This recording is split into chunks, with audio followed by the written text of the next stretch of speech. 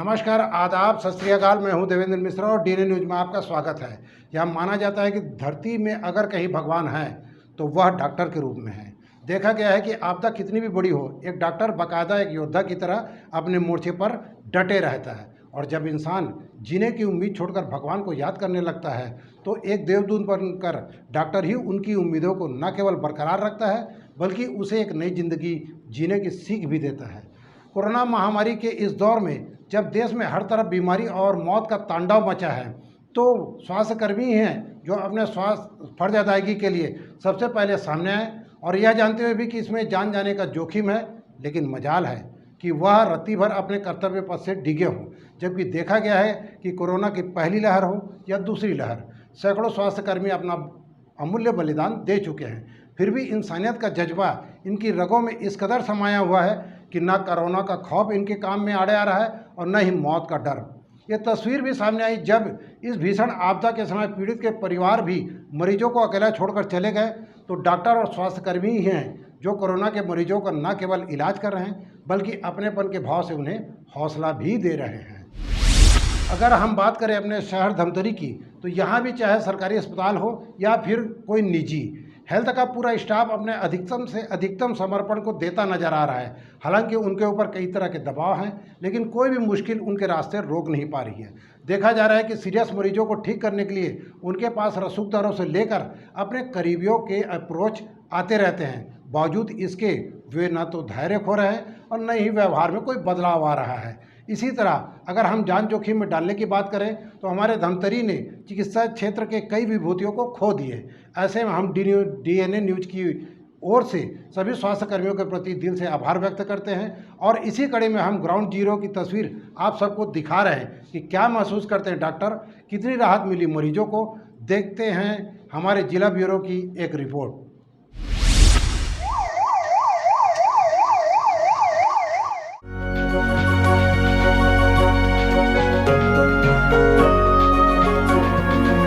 इस कोरोना काल में जब हमने शहर के अस्पतालों की सुध ली तो जो तस्वीर सामने आई उसे अगर लफ्ज़ों में बयां करें तो मौजूदा वक्त में धमतरी शहर 2 दर्जन से ज़्यादा अस्पताल संचालित है, लेकिन उनमें से कुछ एक अस्पताल में ही 50 बिस्तर से ज़्यादा की सुविधा है जिनमें कोविड वार्ड है और बाकायदा धमतरी सहित आसपास के इलाके से आने वाले मरीजों का इलाज चल रहा है।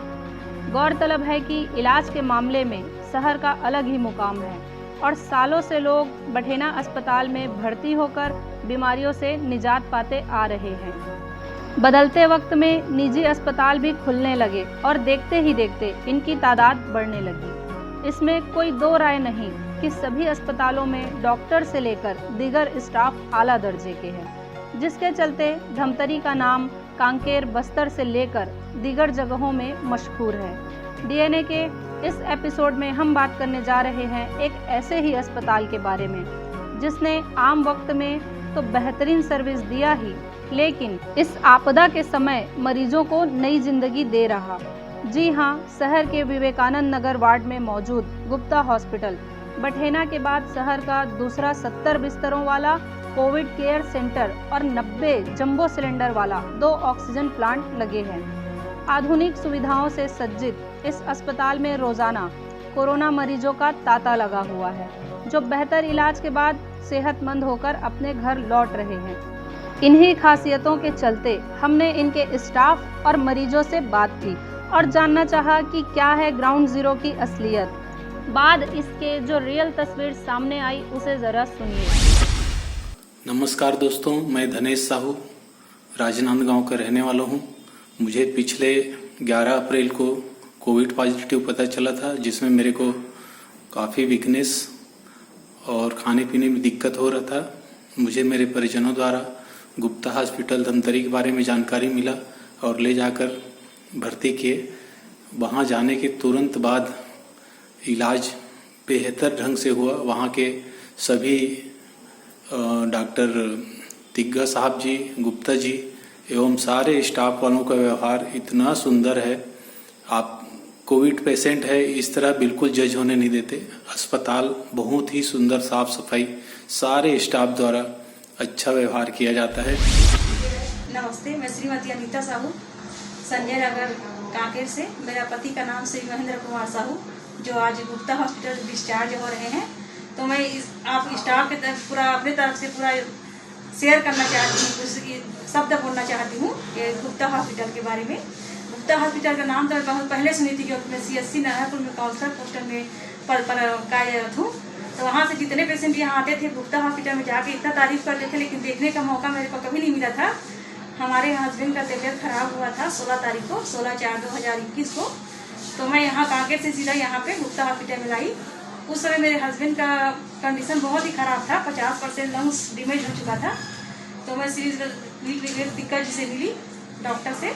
डॉक्टर जी बोले कि 50% लंग्स खराब हो चुका है, हम प्रयास अपनी तरफ से पूरा कोशिश करते हैं, ऐसे बोले। और फिर एडमिट किया गया। पूरा गुप्ता हॉस्पिटल के पूरा वार्ड वार्ड से लेके सफाई कर्मचारी से लेके पूरा ऑल स्टाफ, ऑफिस वाले भी इतने मेरे सहयोग किए हैं कि मैं जिंदगी भर उनका आभार व्यक्त करूँगी। और मेरा पति यहाँ से सही सलामत होकर वापस जा रहा है, इससे अच्छा मेरे लिए खुशी की बात नहीं है। मेरे को कोरोना के वैसे तो सिम्टम नहीं थे।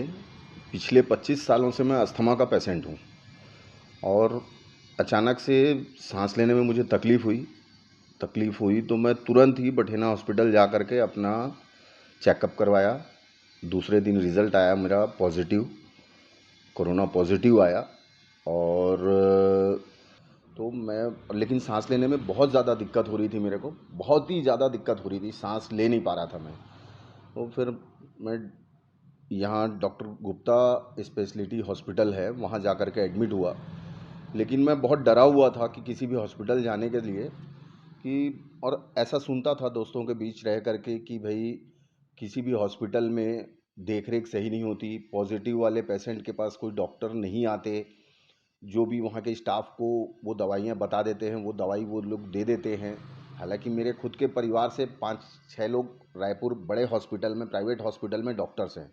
उसके बावजूद भी मैं डॉक्टर गुप्ता हॉस्पिटल को ही चुना, क्योंकि मुझे ऐसा लगता था कि वहाँ ट्रीटमेंट जो है सही होगा। क्योंकि पिछले जितने भी मैं 2-3 बार ऐसा कुछ मौका पड़ा, मैं जो भी पेशेंट को वहाँ भेजा था कोविड के पहले, तो वो बहुत ज़्यादा संतुष्ट थे वहाँ से। तो मैंने कहा कि मैं यहीं एडमिट होता हूँ। मैं जब वहाँ एडमिट हुआ तो मेरे को ऐसा लगा कि मेरा फ़ैसला बिल्कुल सही है। और वहाँ के जितने भी डॉक्टर्स, पूरे स्टाफ, नर्सेज, वार्ड बॉय, जो जितने भी लोग थे, उनका जो कोऑपरेट था मेरे साथ, मैं कभी सपने में भी नहीं सोचा था कि किसी पॉजिटिव पेशेंट के साथ में इतना अच्छा बिहेव करेंगे। मैं ये नहीं बोलूँगा कि आप यहाँ जाओ वहाँ जाओ, किसी भी हॉस्पिटल में जाओ, किसी भी डॉक्टर के पास जाओ, बट अपनी बीमारी ना छुपाओ, तुरंत अपनी बीमारी का इलाज करवाओ। और मेरे लिए तो डॉक्टर गुप्ता हॉस्पिटल ऐसा लगा जैसे मैं कोई स्वर्ग में आ गया हूँ। खासकर कोरोना पेशेंट के लिए, पॉजिटिव पेशेंट के लिए इतना अच्छा हॉस्पिटल मैं कभी सोचा भी नहीं। गुप्ता हॉस्पिटल में अप्रैल महीने से कोविड केयर सेंटर हम चला रहे हैं। सरकार के दिशा निर्देश पर गुप्ता हॉस्पिटल में 70 बेड का कोविड केयर सेंटर चल रहा है। हम लोगों ने कोशिश की है कि हम अच्छी से अच्छी सुविधाएं मरीजों को दे सकें। हमारे यहाँ 2 ऑक्सीजन प्लांट लगे हुए हैं जो प्रतिदिन 90 जंबो सिलेंडर ऑक्सीजन का उत्पादन करते हैं। साथ ही 35 जंबो सिलेंडर और हैं जो कि रोटेशन में फिल होकर आते हैं। 23 बेड का ICU है, जो इसमें 4 वेंटिलेटर, 4 बाईपैप मशीन, 180 स्टाफ्स लगे हैं। खाना, चाय, नाश्ता सबकी अच्छी व्यवस्था की गई है और हम बहुत डेडिकेटेडली मरीजों की सेवा में लगे हुए हैं। मुझे सिर्फ यही है, जनता से यही निवेदन है कि अपनी बीमारी को जल्दी पहचानें, तकलीफ़ों को नज़रअंदाज ना करें। हल्का बुखार आता है, खांसी आती है, उसको भी हल्के में ना लें। उसके लिए किसी भी डॉक्टर को दिखा के सलाह लें।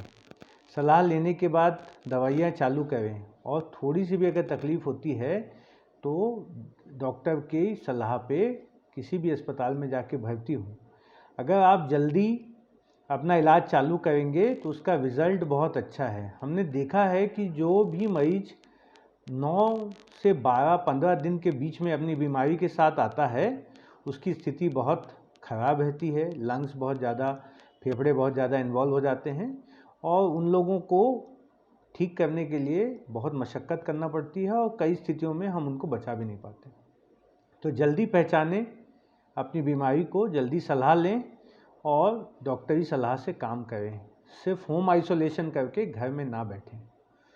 धमतरी शहर को बहुत सालों से एक आईसीयू एम्बुलेंस की आवश्यकता कमी खल रही थी, जो कि हमने भी कई बार नोटिस किया है कि जैसे कई पेशेंट्स होते हैं जो सीरियस होते हैं, इनको कभी रायपुर भेजने की आवश्यकता पड़ती थी, तो मरीज के परिजनों को रायपुर से गाड़ी की व्यवस्था करना पड़ती थी, रायपुर से गाड़ी आती थी फिर यहाँ से लेके जाती थी। तो इसीलिए हॉस्पिटल ने एक टाटा कंपनी की आईसीयू एम्बुलेंस ली है, जिसमें मल्टीपायर मॉनिटर है, 2 जंबो सिलेंडर्स हैं और वेंटिलेटर है। इससे हम लॉन्ग डिस्टेंस तक भी मरीज को वेंटिलेटर के साथ शिफ्ट कर सकते हैं। ये एक धमतरी के लिए उपलब्धि साबित होएगी और लोगों को इसका फ़ायदा मिलेगा ज़रूरत पड़ने पर। धमतरी बहुत कम साधन संसाधन होने के बावजूद आज कोरोना महामारी को नियंत्रण करने में लोगों की जागरूकता और आपसी समन्वय और तालमेल के कारण आज लगभग नियंत्रण करने के कगार पर पहुंच गया है, जिसमें सबसे बड़ी भूमिका यहाँ के चिकित्सा व्यवसाय में लगे हुए हमारे जिला चिकित्सालय तो है ही, उसके निर्देशन पर विभिन्न जो प्राइवेट नर्सिंग होम संचालित कर रहे हैं, उनके भी बहुत बड़ी योगदान है कि अपने जान हथेली पर रख के उन्होंने हमारे धमतरी शहर को इस कोरोना महामारी के नियंत्रण में बहुत कुछ हद तक साथ दिया है। और मुझे कहते हुए अतिशयोक्ति नहीं होगी कि सर्वे भवन्तु सुखिनः, सर्वे सन्तु निरामयाः, सर्वे भद्राणि पश्यन्ति माँ कश्चित् दुःखभाग् भवेत् के सूत्र वाक्य को लेकर कि सभी सुखी हों, सभी निरोग हों, सभी अच्छी घटनाओं के साक्षी बने और सभी किसी प्रकार के दुख के सहभागी न बने, इस वाक्य को चरितार्थ करते हुए हमारे धमतरी के पिछले वर्ष कोरोना महामारी की जब पहली लहर था तो धमतरी क्रिश्चियन अस्पताल को कोविड सेंटर बनाया गया था। आज धमतरी के विभिन्न अस्पतालों में सबसे प्रमुख नाम लेना चाहूँगा मैं गुप्ता नर्सिंग होम का है, जहाँ डॉक्टर गुप्ता के निर्देशन में डॉक्टर तिग्गा दिन रात अथक परिश्रम करते हुए विभिन्न गंभीर मरीजों का सफल उपचार करके उनको सकुशल घर भेजे हैं। और गुप्ता नर्सिंग होम का और मैं आभार व्यक्त करना चाहूँगा कि धमतरी जैसी छोटी सी जगह में आपने 28 लाख का एक एम्बुलेंस पूरा वेंटिलेटर से और ऑक्सीजन से सुविधा से युक्त कि कोई भी गंभीर मरीज को अगर हमें रायपुर ले जाना होता था इसके पहले तो हम लोग ले जा नहीं पाते थे, लेकिन गुप्ता नर्सिंग होम की एक बहुत बड़ी रकम इस छोटी सी जगह के लिए लोग सोचते हैं कि उसका उपयोग होगा करके, लेकिन नर्सिंग होम के संचालक गुप्ता जी ने, सुमित गुप्ता ने सोचा कि कम से कम जितने बार भी होगा, भले ज़्यादा न चले लेकिन एक गंभीर मरीज भी बच जाएगा तो कम से कम आत्मसंतुष्टि होगी करके। और ऐसे नर्सिंग होम के संचालक को भी मैं सैल्यूट करता हूँ। कोरोना संकट काल में एक बात हमने देखा है, हमारे मीडिया के साथियों ने भी देखा है और आप सब लोगों ने देखा है कि हमारे जो हेल्थ वर्कर हैं या जो कोरोना वॉरियर्स हैं वो बड़ी ईमानदारी के साथ उन्होंने काम किया है, उन्होंने अपनी जान को जोखिम में डाल के काम किया है। यही वजह है कि आज आप देखिए कि बहुत तेज़ी के साथ कोरोना के जो मरीज़ हैं रिकवर हो रहे हैं। खास करके ऐसे समय में हमारे धमतरी की ज़िले की हम बात करें तो यहाँ पर पर्याप्त मात्रा में ऑक्सीजन बेड की व्यवस्था की गई है। यहाँ पर आज की तारीख में हमारे यहाँ 13 कोविड सेंटर हैं, जिसमें आज भी 672 बेड खाली हैं। इसका मतलब ये है कि लोग जो है अब वो पहले जो दहशत थी वो दहशत वाली बात नहीं है, अब लोगों में दहशत भी कम हो रही है।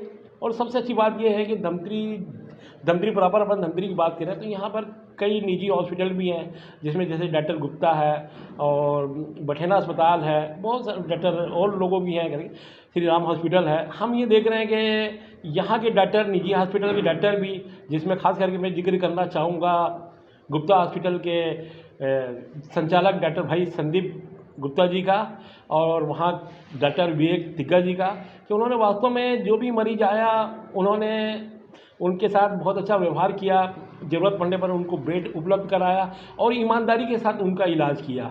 डॉक्टर पटोंदा साहब ने भी अपने यहाँ आने वाले मरीजों को निरुत्साहित नहीं किया, जो भी हुआ उन्होंने किया। आज मैं आपको एक बता देना चाहता हूँ कि इस धमतरी की सबसे अच्छी बात है कि आज भी इस धमतरी में कांकेर, दुरुक, भिलाई, रायपुर और राजनांदगांव के मरीज इलाज करा रहे हैं। ग्राउंड जीरो से रियल रिपोर्टिंग के साथ सौम्या। तो ये था शहर के एक मशहूर अस्पताल की रियल रिपोर्टिंग, जिसके पीछे हमारा मकसद किसी को हाइट देना और किसी को कमतर आंकना नहीं है। न ही ये एपिसोड किसी व्यावसायिक लाभ से ताल्लुक़ रखता है। मंशा सिर्फ और सिर्फ उन सैकड़ों चिकित्सा कर्मियों के प्रति आभार जताना है जो इस मुश्किल की घड़ी में भी अपने मोर्चे पर डटे हुए हैं, चाहे देश की बात करें या फिर अपने शहर की।